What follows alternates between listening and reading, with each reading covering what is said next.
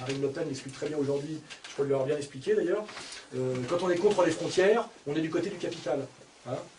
On voit bien que les plus grands agents de destruction des frontières, c'est Attali, ce sont les plus gros agents du capital, puisque le libéralisme, il faut bien reprendre la définition, c'est la libre circulation des capitaux, des marchandises et des travailleurs en fonction des besoins du marché et surtout de la logique du profit. Donc quiconque lutte contre la destruction des frontières, même si c'est avec Costa Gavras, ces enculés qui font toujours les films qu'il faut au moment où il faut, comme je vous l'ai dit, pour aider, où effectivement on a une espèce d'apologie de l'immigré clandestin, sans jamais parler des réseaux, de la mafia, de la violence, des marchands de sommeil. Enfin, je veux dire, il faut regarder ce que c'est que l'immigration clandestine, les réseaux d'aujourd'hui.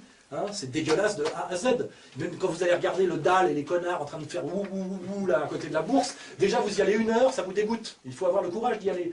Moi, je me suis opposé au mouvement de sans-papiers simplement en regardant physiquement les mecs. Ça ne représentait rien de la dignité humaine. C'était de la manip, du grotesque et de la merde de A à Z. Donc on sait très bien aujourd'hui que le dumping social, la destruction des acquis sociaux, la pression sur les salaires se fait par l'immigration, l'immigration exponentielle, et que ce n'est pas une question de noir, de blanc, etc. C'est une question de logique du capital en période de crise. Voilà. Donc quiconque travaille pour la destruction des frontières, en plus au nom des droits de l'homme, et que parce qu'un petit enfant c'est émouvant, et machin, parce qu'on a toujours le bon truc, le mec il sort toujours les gosses quand il faut, évidemment.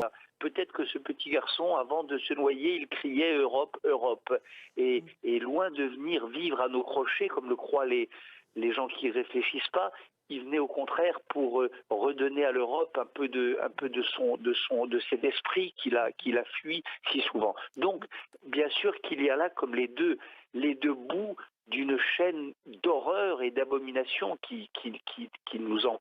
Enfin, moi qui en tout cas me bouleverse. Mais non, attention, si on prend un cas particulier et une souffrance individuelle pour justifier des stratégies perverses antipopulaires, vous êtes manipulé, je suis désolé. C'est pas manipulé, c'est qu'il y a de plus en plus de gens qui font... Moi, si un sans-papier me regarde les larmes aux yeux me demande de le protéger, mon côté chrétien va le faire. Et puis après, je réfléchis, est-ce que je fais de la politique ou est-ce que je fais de l'humanitaire? À un moment donné, il y a des contradictions violentes. Et la politique, c'est pas ça. On ne fait pas de la bonne politique avec des bons sentiments. Donc la politique n'a pas de sentiments. Mais non, les bons sentiments immédiats sont le pire piège de la politique. Le système ne joue que de ça, il nous montre des enfants qui crèvent de faim. On croit faire le bien et on ne voit pas les effets pernicieux sur la durée. Je regarde les effets de tout ça sur la longue durée. Les effets de tout ça sur la longue durée. Donc apparemment, vous deux, Oscar Freisinger et Alain Soral, vous êtes plutôt en train de dire que la politique ne doit pas mélanger les sentiments et la politique. Il n'y a rien de pire qu'une politique qui fait semblant d'avoir des sentiments.